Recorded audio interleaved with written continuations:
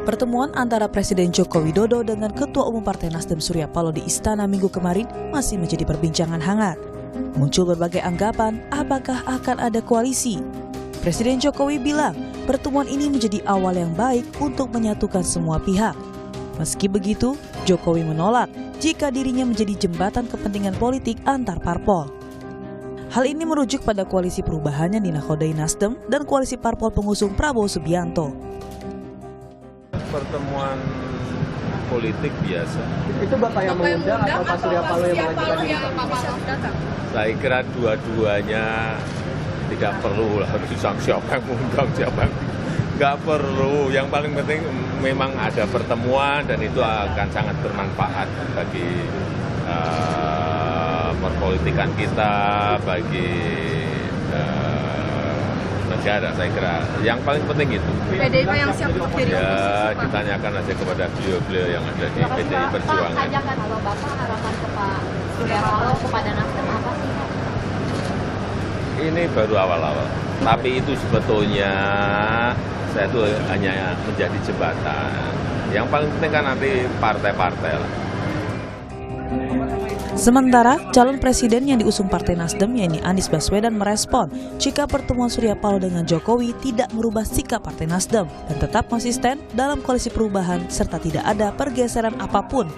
Anies menegaskan pertemuan Jokowi Paloh adalah hal yang biasa-biasa saja.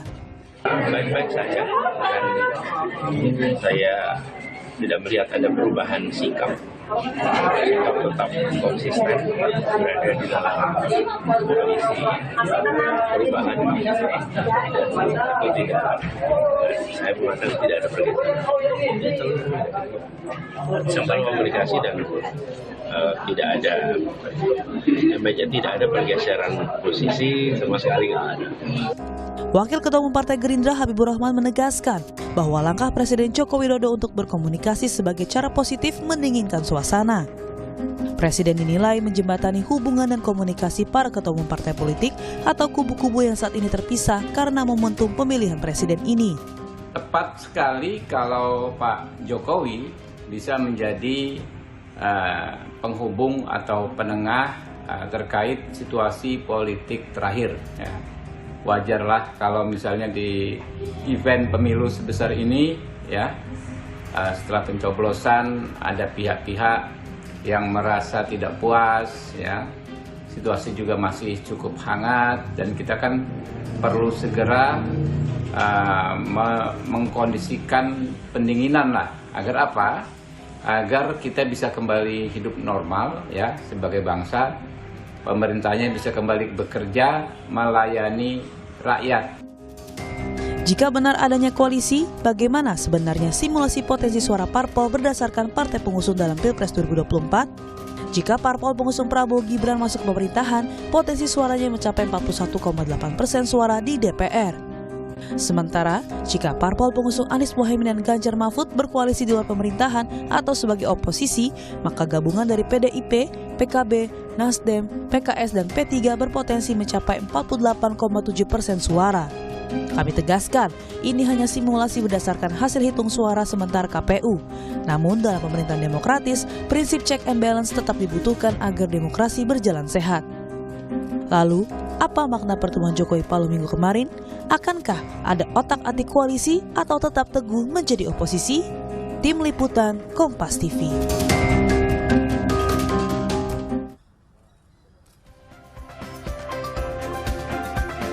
Saudara, pertemuan antara Ketua Umum Partai Nasdem Surya Paloh dengan Presiden Joko Widodo di Istana pada hari Minggu malam kemarin disinyalir akankah menjadi langkah Partai Nasdem untuk berkoalisi. Jokowi juga mengklaim berperan sebagai jembatan semua partai politik. Diduga akan ada pertemuan-pertemuan lainnya dengan Ketua Umum partai politik. Apakah ini menjadi salah satu cara untuk mengamankan Prabowo Gibran di parlemen nantinya? Kita akan membahas bersama dengan sejumlah narasumber di pagi hari ini. Melalui sambungan Zoom sudah ada politisi senior PDI Perjuangan, Bang Andreas Hugo Parera. Selamat pagi Bang Andreas, apa kabar? Selamat pagi Adisti. Ya, kemudian ada juga anggota Dewan Pembina Partai Gerindra, ada Bung Andre Rosiade. Assalamualaikum Bung Andre, sehat ya? Waalaikumsalam warahmatullahi wabarakatuh. Selamat pagi Adisti, Bang Andreas dan Pak Kunto. Selamat pagi. Iya. Ya, Dan jelas juga ya. di studio ada analis komunikasi politik dari Universitas Padjadjaran, ada Mas Kunto Adi Wibowo. Selamat pagi, Mas Kunto. Selamat pagi. Kabar baik ya? Alhamdulillah baik-baik. Iya, nanti juga akan segera menyusul bergabung dalam dialog di Sapa Pagi hari ini ada dari juru bicara Timnas Anies Mohaimin, ada Pipin Sopian, Kang Pipin, tapi nanti kita masih akan menunggu kehadiran dari Kang Pipin ini melalui sambungan Zoom. Saya pertama-tama ke Bang Andreas Hugo Parera dulu nih dari PDI Perjuangan. Bang Andreas, ini kan kita melihat Presiden Joko Widodo kemarin pada hari Minggu malam itu bertemu atau melakukan pertemuan lah dengan Ketua Umum Partai Nasdem Pak Surya Paloh. Nah, kalau dari PDIP sendiri melihatnya betul ini katanya menjadi Presiden Joko Widodo ini ingin menjadi jembatan bagi semua partai politik. Jembatan, memang ada yang terpisah-pisah selama ini, Bung Andreas. Adisti, itu pertanyaan itu justru harus ditanyakan ke Pak Jokowi sendiri. Ya, apakah selama ini justru beliau yang memisah-misahkan gitu, sehingga beliau perlu membuat jembatan lagi gitu. Tapi terlepas dari itu, Adisti, artinya soal pertemuan saya kita nggak tahu persis apa yang menjadi topik pertemuan juga. Tapi saya kira saat ini yang lebih penting adalah kita tetap mengikuti proses pemilihan umum yang belum selesai, baik itu di tingkat pemilihan presiden maupun pemilihan legislatif. Yang penghitungan, saya masih di daerah nih, Adisti, dan penghitungan hari-hari ini masih di tingkat kecamatan di PPK gitu, dan itu masih berjalan terus dengan segala macam peristiwa-peristiwa yang terjadi juga di dalam penghitungan manual berjenjang yang terjadi di tingkat dari tingkat TPS kemarin tanggal 14 Februari, kemudian hari-hari ini masuk di tingkat kecamatan PPK. Nanti kemudian ke kabupaten, kemudian ke provinsi, dan kemudian baru tingkat nasional. Itu satu hal. Kemudian kita juga tahu bahwa ya para pengamat masyarakat melihat proses pemilu yang sedang berjalan ini penuh dengan peristiwa-peristiwa yang patut menjadi pertanyaan. Dalam hal ini tentu kita semua juga melihat dan ada tuntutan yang sangat kuat di masyarakat soal pentingnya perlunya audit forensik terhadap sistem IT yang berjalan, yang bekerja di KPU. Saya kira kita perlu menghormati ini, proses-proses ini, dan tidak membicarakan dulu terlalu jauh soal hal-hal yang lain. Jadi menurut Bung Andreas ini terlalu jauh begitu, terlalu dini. Apakah ini bisa dikatakan sebagai upaya tadi Pak Presiden mengatakan sebagai jembatan? Mau nggak dijembatani kalau PDI Perjuangan sendiri? Atau sudah punya jembatan lain? Ini kan sebenarnya upaya untuk memberikan legitimasi terhadap proses yang sedang berjalan ini gitu, yang belum selesai gitu. Nah itu kan semua kita juga bisa melihat itu gitu, bahwa dengan cara ini kan sebenarnya ingin memberikan legitimasi yang proses yang sedang berjalan yang sebelumnya yang sebenarnya ya masih di dalam proses dan ya belum selesai lah. Artinya pemilu sudah berlangsung tapi proses pemilu itu sendiri belum selesai. Oke, Bung Andre, kalau kata Bang Andreas mengatakan ini masih terlalu dini sebenarnya, masih terlalu jauh, proses pemilunya saja belum selesai begitu. Harus ada yang perlu dibenahi, salah satunya adalah tadi soal IT KPU juga, kemudian masih proses pemilunya juga masih berjalan. Nah, langkah Presiden Joko Widodo ini dikatakan oleh Bung Andreas ini terlalu dini. Anda sepakat soal itu? Jadi begini, ada beberapa hal. Pertama, pemilu sudah selesai, ya, pencoblosan sudah selesai. Memang yang belum selesai itu adalah rekapitulasi hitung berjenjang yang sedang kita lakukan, yang disampaikan oleh Bang Andreas tadi di tingkat kecamatan, nanti naik ke kota, kabupaten, provinsi, dan akhirnya di tingkat nasional. Ini yang sedang kita lakukan dan kita awasi secara bersama-sama rekapitulasi itu, bukan penghitungan yang sirekap yang diakui oleh kita semua, oleh undang-undang, oleh KPU dan seluruh partai politik, ya hitung manual ini. Makanya senior saya Bang Andres lagi jaga gawang di NTT sana untuk memastikan suara beliau aman itu. Sehingga beliau masih di lapangan. Nah, jadi memang itu lagi berjalan. Tapi tentu sambil itu berjalan, saya rasa tidak ada salahnya pertemuan-pertemuan antar tokoh, presiden dengan tokoh lain dengan tokoh lain. Untuk apa? Untuk mendinginkan suasana. Kita boleh beda pilihan, ya, beda pandangan, tapi tentu ya pemilu sudah usai, kita harus kembali mendinginkan suasana, merajut kebersamaan sebagai keluarga besar NKRI, gitu loh. Nah, bicara koalisi tentu masih jauh. Karena memang sekali lagi seluruh partai politik tidak akan ada bicara koalisi sebelum ada penetapan dari KPU, baik penetapan calon presiden yang terpilih maupun penetapan hasil pemilu legislatif. Ini yang harus yang dipahami. Jadi ini dua hal yang berbeda. Kalau koalisi saya rasa tidak akan ada pembicaraan sampai ada penetapan KPU. Yang ada itu mungkin adalah komunikasi untuk mendinginkan suasana, membuka komunikasi awal, dan menurut saya itu perlu kita apresiasi dan kita syukuri bahwa pertemuan itu sudah dimulai. Supaya apa? Ya, proses bisa berjalan, bisa saja ada saling gugat nanti, saling lapor ke Bawaslu dan ke Mahkamah Konstitusi. Ke Mahkamah Konstitusi. Nah, itu biarkan di tingkat elit. Jangan sampai di tingkat akar rumput ini masih rame, itulah. Itu yang paling penting, Adisti. Jadi tidak ada masalah, ada gugatan saling gugat nanti, ada yang tidak puas, itu hal yang lumrah, hal yang wajar. Di setiap pemilu juga ada. Dan kami juga melakukan hal yang sama di 2014 dan 2019 yang lalu, melaporkan dan juga menggugat. Yang penting, ya silahkan menggugat boleh, tapi jangan sampai situasi akar rumput, situasi rakyat masih panas. Jadi untuk mendinginkan situasi yang kemarin sudah sempat panas begitulah ya. Untuk cooling down gitu, Andre. Suasana. Jadi kalau ada yang tidak puas ya monggo silahkan.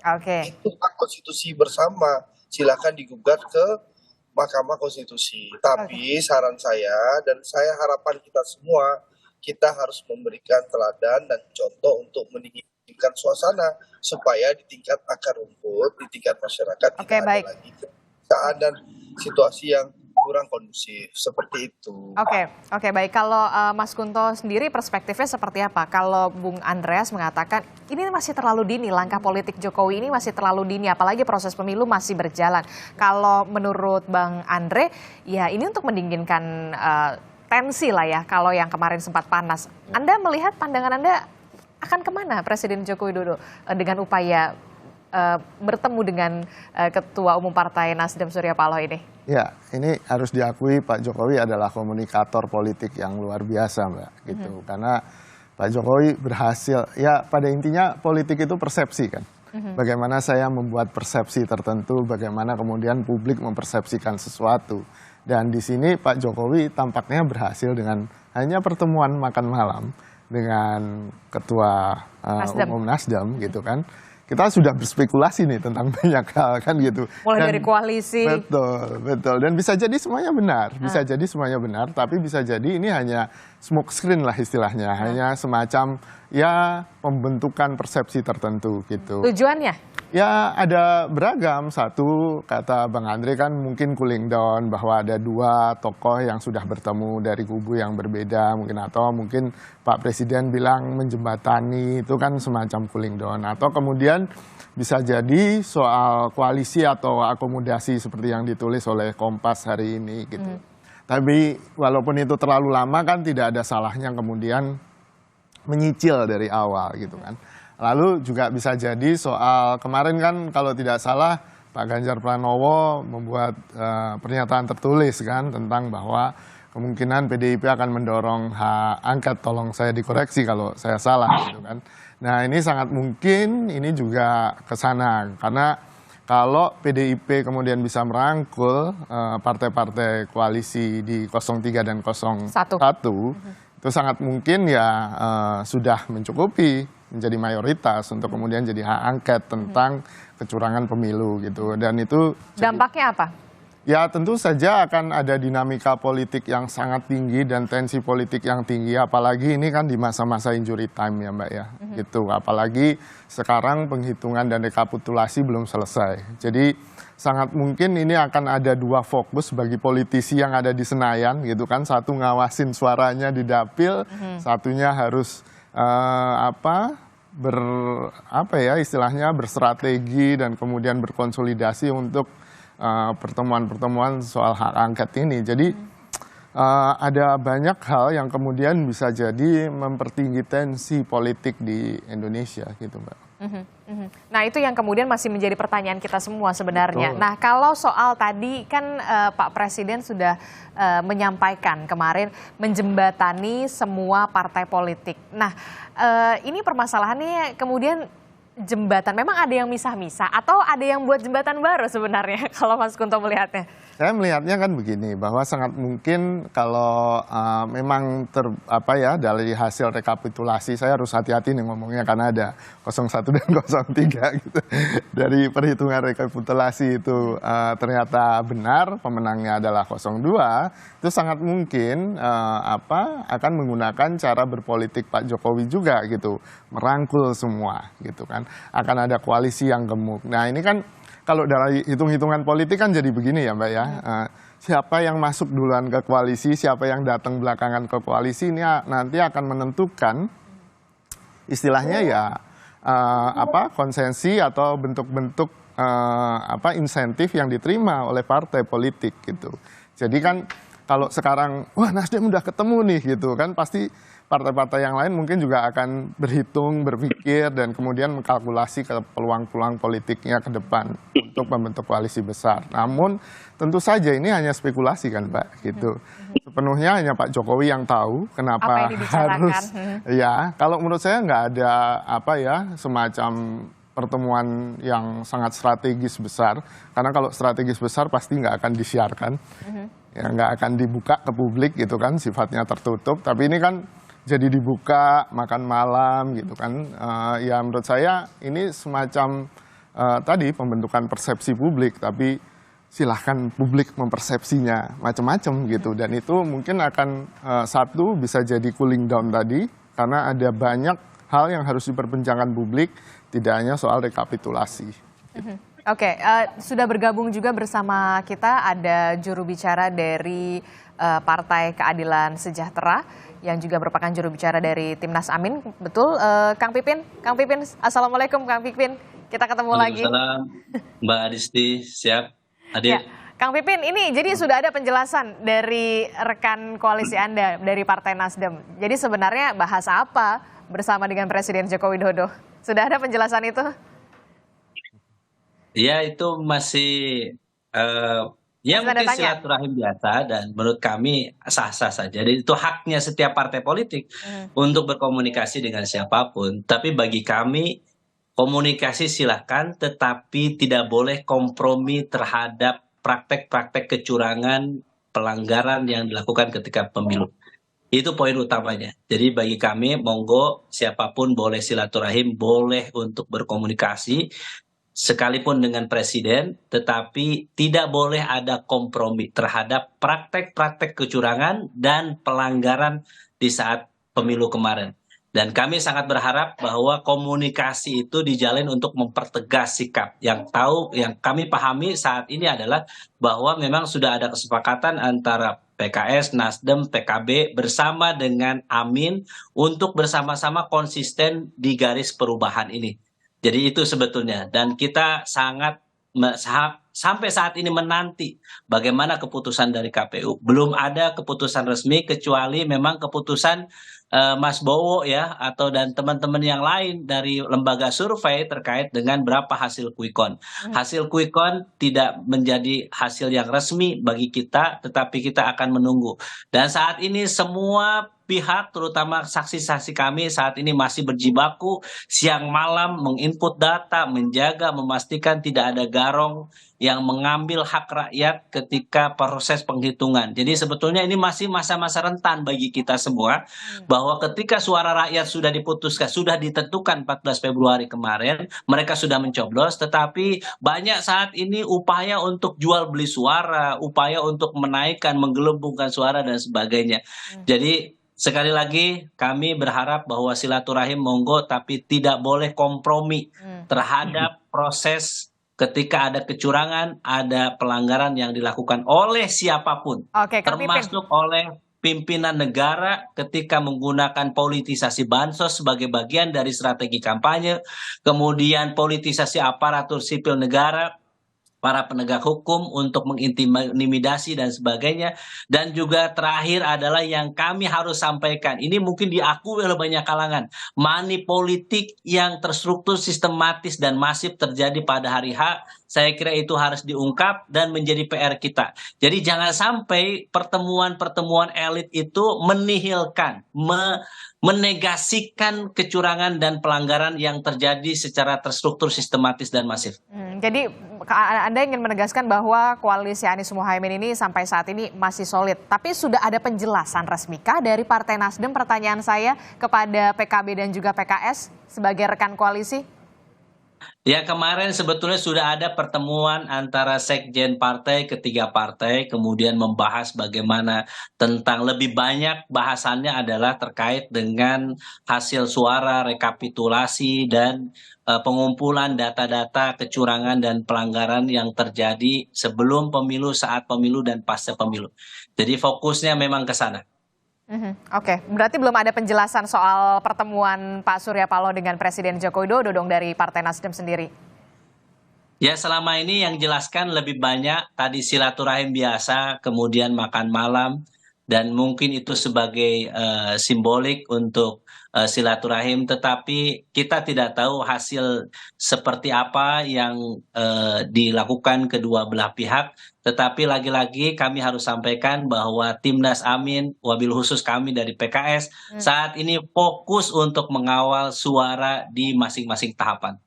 Oke, baik. Itu tadi penjelasan dari Kang Pipin lah ya, kalau mengatakan saat ini masih fokus soal tahapan proses pemilu begitu ya. Nah, Bung Andreas, ini kan tadi Mas Kunto menyatakan bahwa memang betul, saya baru saja melihat di artikel-artikel online begitu ya.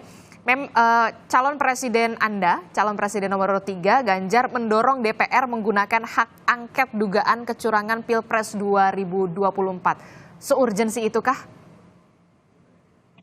Ya, apakah kita tidak melihat bahwa pemilu yang demokratis sebagaimana yang kita impikan itu urgen? Saya kira itu pertanyaan yang bermakna untuk proses yang sedang berjalan ini gitu. Dan saya kira ya seperti apa yang disampaikan oleh Mas Ganjar, saya melihat bahwa kalau kita bicara di lembaga-lembaga yang sekarang praktis seperti MK, apakah kembali ke MK yang kita tahu bahwa proses yang sebelumnya terjadi, begitu banyak proses manipulasi dan yang kemudian menghasilkan yang seperti sekarang kita lihat, apakah itu harus kembali ke sana sehingga saya kira apa yang disampaikan oleh Mas Ganjar adalah ya kita kembalikan ke rakyat gitu, dan salah satu poin rakyat itu ada di DPR gitu, yaitu ya hak angket misalnya. Jadi kalau dari PDI Perjuangan sendiri, kalau ya kita masih fokus pada proses penghitungan ini. Kita masih fokus pada proses penghitungan, dan ini akan menunjukkan kepada rakyat bahwa kita konsisten dengan keinginan kita untuk pemilu yang ya fair, pemilu yang adil, jujur, dari bukan hanya ketika proses penghitungan, tapi juga bagaimana sejak awal gitu. Artinya sebelum tanggal 14 Februari, kemudian pada saat tanggal 14 Februari, tadi juga Mas Pipin sampaikan bagaimana peristiwa-peristiwa yang terjadi pada 14 Februari dan juga pasca 14 Februari yang belum selesai gitu. Jadi makanya tadi kalau saya katakan bahwa upaya sekarang apa yang dilakukan oleh ya kalau saya melihat secara persepsi dari tadi kalau meminjam istilahnya Pak Kunto tadi, persepsi yang politik itu persepsi yang ingin dibangun sekarang adalah ya memberikan legitimasi, legalisasi awal terhadap proses pemilu yang dengan berbagai catatan yang kecurangan-kecurangan yang terjadi selama ini gitu. Jadi saya kira kita jangan terjebak di dalam upaya legalisasi dan legitimasi awal yang diberikan melalui para elit politik gitu. Nah, saya kira ini yang harus menjadi perhatian kita dan ya kita berhati-hatilah terhadap semua upaya-upaya yang ya dibangun melalui persepsi-persepsi tadi gitu.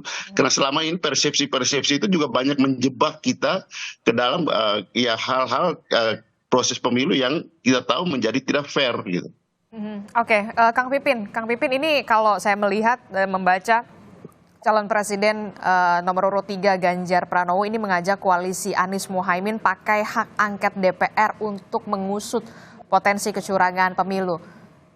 Dari koalisi 01 sendiri, koalisi Amin sendiri, bagaimana menanggapi ini? Ya, tentu kami akan mengkaji itu ya, dan kami akan mempertimbangkan apakah opsi itu bisa kita lakukan ya.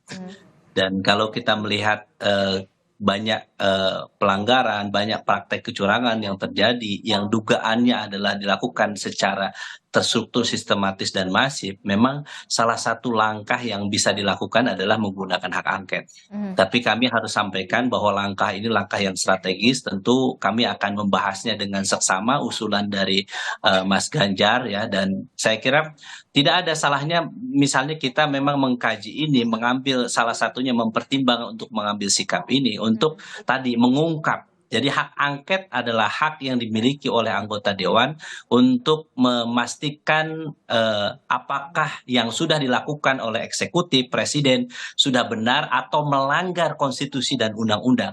Saya kira inilah yang kita harapkan sejak ya saya kira 5 tahun terakhir ya, ketika kami oposisi merasa sendiri kemudian tidak bisa hak angket yang kami usulkan terkadang memang tidak bisa tidak bisa berjalan karena kami hanya 8% di PKS. Dan saya kira upaya ketika ada kecurangan, ada pelanggaran, ada proses melawan hukum yang dilakukan oleh siapapun, maka seluruh proses itu bisa dilakukan, termasuk hak angket. Dan sekali lagi kami tentu akan mempertimbangkan ini, mengkaji dengan seksama usulan ini, dan ini menurut kami adalah cara konstitusional, cara bagaimana Undang-Undang MD3 memberikan keluasan kepada anggota dewan untuk melihat ini tidak hanya melihat sebagai pelanggaran di pemilu, tahapan-tahapan pemilu, tetapi ruang untuk bisa menggunakan. Kenapa? Karena tadi ada cawe-cawe yang di luar batas, ada offset yang dilakukan oleh lembaga eksekutif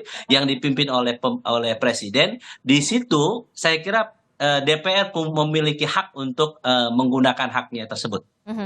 Oke, bagaimana kemudian respon dari Bung Andre Rosiade selaku dari kubu 02 yakni Prabowo Gibran jika memang nantinya kubu 01 dan juga 03 ini betul-betul bersepakat untuk menggunakan hak angket untuk mengusut kecurangan pemilu? Jangan dijawab dulu Bung Andre, kita akan jeda dulu sejenak bersama kami, tetaplah bersama kami di Sapa Indonesia Pagi.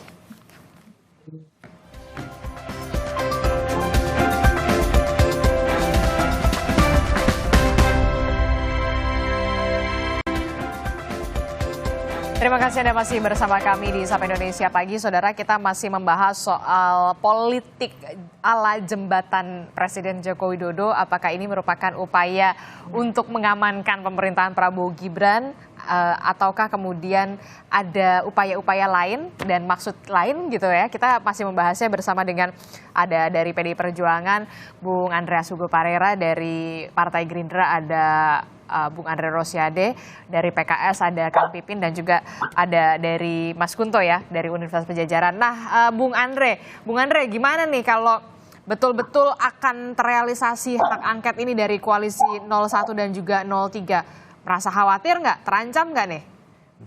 Jadi begini Adis. Jadi kalau mengutip kalimat Pak Mahfud yang viral berapa tahun yang lalu ya, kita semua tahu bahwa yang kalah cenderung menyalahkan KPU, yang kalah cenderung menuduh yang menang curang. Itu sudah hal yang lumrah. Tapi kan masyarakat kan punya nurani, bisa melihat bahwa pemilu hari ini, pemilu saat ini berjalan dengan baik ya. Masyarakat datang ke TPS dengan riang dan gembira, tidak ada gangguan satupun, ya, tidak ada intimidasi satupun. Ya, proses pemilu ini berjalan dengan baik dan lancar. Dan diapresiasi karena yang ada di luar negeri melihat proses ini berjalan sangat baik. Karena kan bukan hanya saksi-saksi dari partai politik, saksi-saksi dari masing-masing kandidat, tapi seluruh rakyat juga mengawasi, termasuk juga perwakilan-perwakilan dari berbagai lembaga asing dan juga masyarakat negara-negara lain gitu loh. Dan melihat proses pemilu kita ini berjalan dengan sangat baik. Nah, kalau ada ketidakpuasan ya hal yang wajar dari yang kalah ya. Tentu mereka akan menggunakan hak-hak konstitusi mereka, mulai menggugat, melaporkan ke Bawaslu, atau menggugat ke MK, atau ada wacana hak angket itu. Ya, itu hal-hal yang wajar.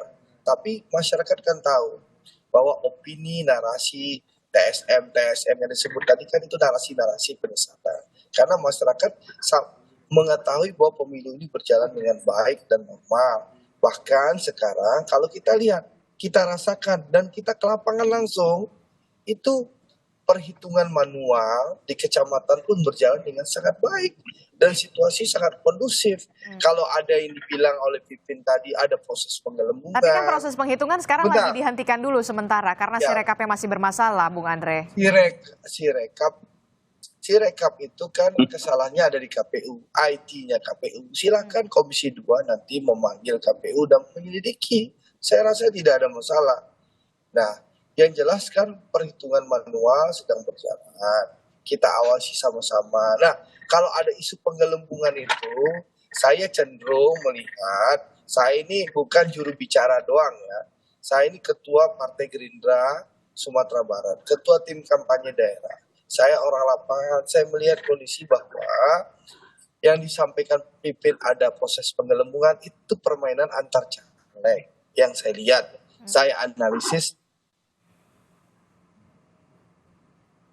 Bung Andre? Bukan ada, tidak ada urusan soal pilpres, Adisti. Jadi ini soal pencalekan, permainan antar caleg, kompetisi antar caleg gitu loh. Yang merasa mungkin suaranya kurang, mulai lobby kanan kiri, kasak kusuk kanan kiri. Tapi kalau pilpres semua normal dan baik-baik saja gitu loh. Apalagi apalagi kita tahu jarak suara begitu besar. Yang nomor 02 57%, yang 01 mohon maaf hanya 24%, yang 03 mohon maaf hanya 17%. Jadi kita hormatilah hak rakyat menentukan pilihan. Jangan sampai orang yang kalah, yang minoritas memaksakan kehendak dengan melakukan narasi-narasi yang sesat, TSM, tapi nggak ada buktinya gitu loh. Karena saya kan pengalaman juga berkoalisi dengan teman-teman Pipin ini. Cara TSM, tapi setelah diminta buktinya, datanya, ternyata. Ya kan Anda juga waktu itu juga. Dua kali kita tidak membuktikan di Mahkamah Konstitusi. Jadi menurut saya, tapi itu hak yang kita hormati, monggo silahkan. Tapi yang perlu saya garis bawahi, pemilu ini berjalan dengan baik, rakyat sangat bahagia, rakyat sudah menentukan pilihan, jangan sampai ya suaranya kecil, memaksakan kehendak, dan mohon maaf, silahkan untuk menggunakan hak konstitusi. Tapi saran saya, jangan sampai masyarakat di bawah kita panas-panasin. Silakan hak-haknya dipergunakan, tapi kita jaga situasi masyarakat di bawah kondusif, karena perhitungan manual pun di bawah sangat kondusif, sangat baik. Gitu. Yang ramai ini kan Sirekap ini yang bikin Ya. Silakan Kang Pipin menanggapi respon dari Bung Andre, sesama dulu rekan koalisi 5 tahun yang lalu, ini gimana nih? Ya. Mungkin Bang Andre pura-pura lupa atau bagaimana ya. 2019 itu kan Bang Andre termasuk kubunya dan saya itu bagian dari waktu itu bagaimana proses kecurangan yang juga disebutkan oleh Bang Andre sebagai TSM dan juga sampai yang marah-marah memprovokasi waktu 2019 juga langsung Pak Prabowo yang menyebutkan bahwa lembaga survei itu para pembohong dan juga yang marah-marah tentang politisasi bansos 2018-2019 juga Bang Andre sebetulnya. Jadi dan kemudian memobilisasi massa untuk melakukan perlawanan juga adalah kubunya Bung Andre. Jadi maksud saya adalah terkadang orang yang saat ini terkadang lupa bagaimana dulu proses di 2019.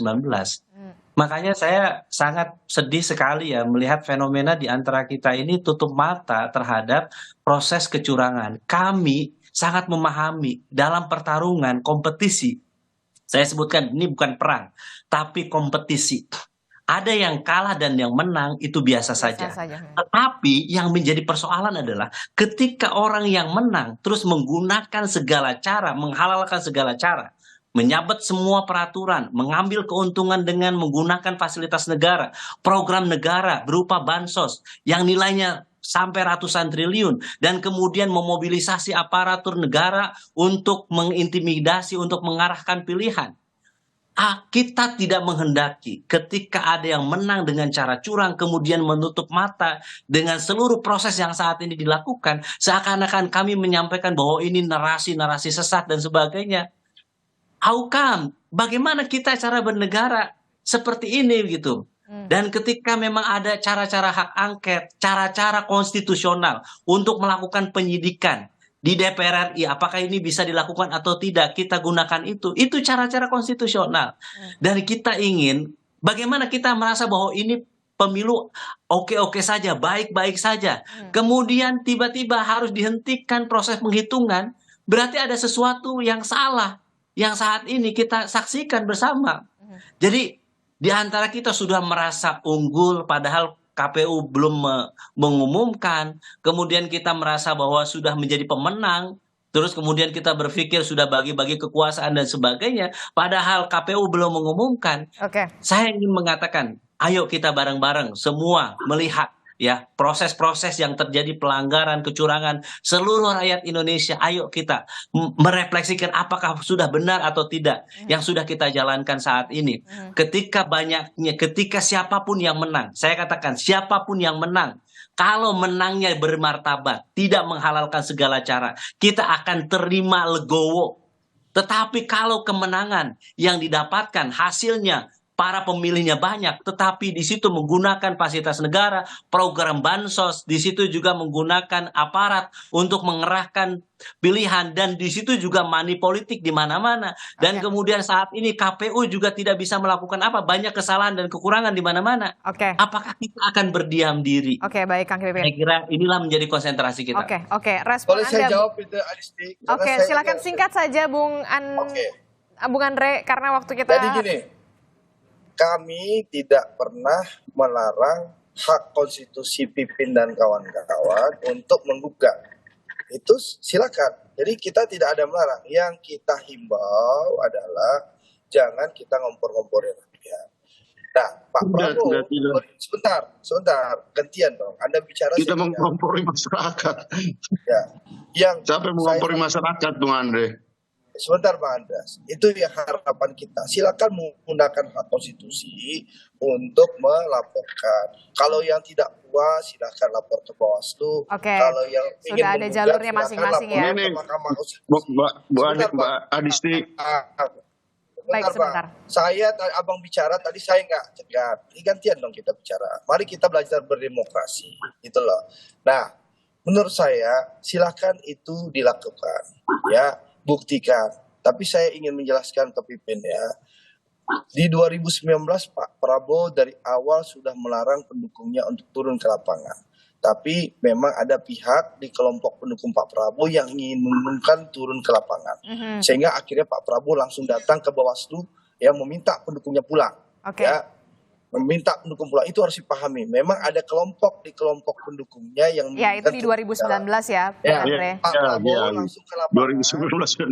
Pak Prabowo turun ke lapangan langsung menyuruh dan meminta pendukungnya pulang. Waktu MK kita menggugat, Pak Prabowo sudah menyampaikan dan melarang pendukungnya untuk turun ke jalanan selama proses di MK. Mari kita dari televisi, tapi memang ada kelompok pendukung Pak Prabowo di 2019 baik, Bung Andre, yang memang doyan turun ke lapangan. Baik. Kita tangkap Bung Andreas. Untuk tidak turun ke lapangan, kita gunakan hak-hak konstitusi kita sesuai dengan aturannya. Sehingga pemilu bisa berjalan dengan baik, tapi proses gugatan juga bisa berjalan dengan baik. Bung Andreas Hugo, ada respon Anda soal ini? Saya kira kita tidak mengompori apa yang proses yang berjalan ini. Cuma ya tadi seperti apa yang dikatakan oleh Bung Pipin juga, bahwa ada hal-hal yang dalam catatan peristiwa-peristiwa baik dari sebelum, ketika hari H dan pasca pemilu yang sedang berlangsung dalam proses penghitungan sekarang ini, yang harus menjadi perhatian kita gitu. Nah, salah satu contoh konkret apa yang disampaikan oleh Presiden sendiri, bahwa beliau akan cawe-cawe dan kemudian juga tidak harus netral di dalam proses pemilu, dan itu yang dia buktikan sendiri dengan melakukan itu di dalam pelaksanaannya gitu. Jadi saya kira proses ini penting untuk menjadi catatan di dalam pelaksanaan pemilu. Nanti kita lihat melalui jalan konstitusi gitu. Itu bisa salah satunya seperti apa yang diusulkan oleh Mas Ganjar, bahwa proses melalui hak inisiatif, hak angket itu bisa dilakukan gitu. Jadi yang penting adalah kita tidak terlalu pagi memberikan legitimasi, legalisasi terhadap proses yang sedang berjalan ini gitu. Dengan membentuk opini-opini bahwa ada koalisi dan oposisi, karena ketika bicara tentang koalisi dan oposisi adalah pada saat yang sama kita memberikan legalisasi dan legitimasi terhadap proses yang berjalan gitu. Kalau dari PDI Perjuangan sendiri kan kita melihat ya, di dalam pemerintahan dan di luar pemerintahan itu sama-sama terhormat ya. Kalau dari sikap politik PDI Perjuangan sendiri, kalau saya melihat tak masalah begitu kalau jika nantinya menjadi bagian dari mengawasi pemerintahan, atau seperti apa? Kita tidak bicara dulu soal itu, Mbak Adisti. Karena ketika kita bicara itu adalah kita memberikan legitimasi, legalisasi terlalu dini terhadap proses yang sedang berjalan dengan berbagai catatan tadi gitu. Kita selesaikan dulu itu. Gitu. Oke, baik. Mas Kunto, Anda membacanya seperti apa ini soal perbincangan dari ketiga Bung Andre, Bung Andreas, kemudian Kang Pipin? Apakah kemudian politik jembatan ala Jokowi ini bisa mampu untuk menggerus oposisi, ataukah memang masih terlalu dini sebenarnya? Ya, saya akan ikut mengamini para narasumber kita yang terhormat bahwa proses rekapitulasi sedang berlangsung, jadi kita hormati itu. Belum ada pemenang definitif, belum ada yang kalah, berarti juga belum ada oposisi gitu kan, belum ada koalisi pemerintahan, jadi itu yang harus kita pegang dulu gitu. Tapi kalau untuk mengomentari Pak Jokowi dan pertemuannya dengan Pak Surya Paloh gitu kan, kita kan juga bisa kembali, bahkan Pak Jokowi dan Pak Surya Paloh ketemu terus tiba-tiba wakil presidennya Pak Anies jadi Caimin kan gitu kan. Jadi ada sejarah itu yang kita juga harus pertimbangkan, dan menurut saya kita tunggu saja, pasti dalam waktu dekat akan ada pertemuan-pertemuan ketum partai gitu kan. Nah, nanti kita dengan presiden? Tidak, mereka saling bertemu. Misalnya apakah nanti Bu Megawati akan ketemu Pak Surya Paloh, nah itu kita tunggu tuh. Karena berarti ceritanya akan jadi lain narasinya kan gitu. Bedanya akan ada perbedaan lagi gitu. Betul, kita akan juga berspekulasi lagi apakah benar akan ada hak angket, apakah benar koalisi 03 bergabung dengan koalisi 01 untuk di luar parlemen. Kita akan terus berspekulasi terus gitu kan, dan menurut saya itu akan menghabiskan energi kita. Lebih baik kita fokus pada proses rekapitulasi ini dan mengawasi sehingga pemilu ini punya legitimasi yang baik, Mbak. Itu menurut saya. Terakhir, apakah nantinya Presiden Joko Widodo setelah dari Partai Nasdem yang sudah dipanggil nih Pak Surya Paloh, apakah mungkin nanti tiba-tiba dari PKB dipanggil? Anda melihat ada pola-pola semacam ini, karena kan Pak Jokowi sudah mengatakan saya ingin menjadi jembatan. Ya, itu keinginan Pak Jokowi tentu saja. Yang namanya keinginan kan harus bertepuk dengan tangan yang lain gitu. Kalau enggak kan jadi bertepuk sebelah tangan. Jadi ya sangat mungkin usaha-usaha itu sedang dilakukan oleh Pak Jokowi dalam artian menjadi jembatan tadi ya. Entah itu jembatan koalisi atau jembatan yang tidak menjadikan hak angket atau jembatan apapun itu namanya. Tapi paling tidak jembatan ini berusaha dibangun, ya kan? Dan ya saya tidak memastikan, tapi kemungkinan besar akan ada misalnya pertemuan Pak Jokowi dengan ketum-ketum partai dari koalisi 01 maupun 03. Tapi saya masuk dengan PDI Perjuangan? Ya usaha itu kan sudah ada. Bahkan Pak Jokowi bilang minta tolong ke Sri Sultan Hamengkubuwono. Apakah akan terwujud? Itu pertanyaannya. Nah itu pertanyaan kita juga Mbak. Karena saya bukan Bu Mega, saya juga enggak Pak Jokowi. Jadi saya nggak tahu apakah akan terwujud atau tidak. Tapi kalau saya sih demi persatuan bangsa ya, dan tidak kemudian menafikan bahwa ada proses rekapitulasi yang sedang berjalan dan itu juga harus diawasi. Pertemuan-pertemuan elit ini bagus asal kemudian tidak jadi menafikan kepentingan masyarakat yang lebih banyak. Niatnya baik gitu ya untuk sebagai jembatan, tapi apakah ada jembatan lain? Itu yang kemudian jadi pertanyaannya dong. Betul. Ya sangat mungkin gitu kan, makanya tadi sangat mungkin ketua-ketua partai yang lain pun juga akan bertemu gitu. Tapi mereka pasti sekarang sedang fokus pada rekapitulasi. Seperti tadi kata Bang Andre bilang kan, perpindahan suara itu sangat mungkin dari satu caleg ke caleg lain. Jadi ini harus ngawasin, makanya bapak-bapak ini sedang ada di dapil masing-masing untuk mengawasi rekapitulasi gitu kan. Dan terutama caleg ya, terutama pilihan legislatif gitu. Dan menurut saya ini fokus mereka hari ini, fokus politisi yang sedang berjuang ke Senayan gitu kan. Kalau ini kemudian diganggu dengan yang lain, tentu saja akan akhirnya problemnya akan muncul banyak Mbak. Satu, legitimasi politik tentang pemilu juga akan bermasalah gitu kan. Tadi kita tidak berharap apa yang terjadi di 2019 terjadi lagi di 2024 yang memakan korban jiwa, itu sangat-sangat kalau bisa tidak terjadi lah Mbak. Gitu. Kita masih akan tunggu dan juga hormati dari proses pemilu ini yang masih berjalan pastinya ya. Tapi juga kita masih akan melihat apakah nanti akan ada pertemuan-pertemuan selanjutnya, ataukah pertemuan 01 dengan 03, atau bisa saja Presiden Joko Widodo nantinya akan bertemu lagi dengan ketua umum partai politik lainnya. Kita nggak akan pernah tahu. Nanti kita akan bahas lagi pastinya ya di perbincangan selanjutnya. Terima kasih Mas Kunto dari Universitas Padjadjaran, dan juga ada dari kubu Anies Muhaimin yang merupakan dari PKS juga ada Kang Pipin. Terima kasih Kang Pipin. Kemudian juga dari Partai Gerindra juga Bang Andre Rosiade, terima kasih. Dan juga dari PDI Perjuangan Bung Andreas Hugo Parera, terima kasih sudah bergabung bersama kami. Bapak-bapak semua sehat-sehat selalu, lancar semuanya pokoknya ya. Amin. Terima kasih. Assalamualaikum. Waalaikumsalam.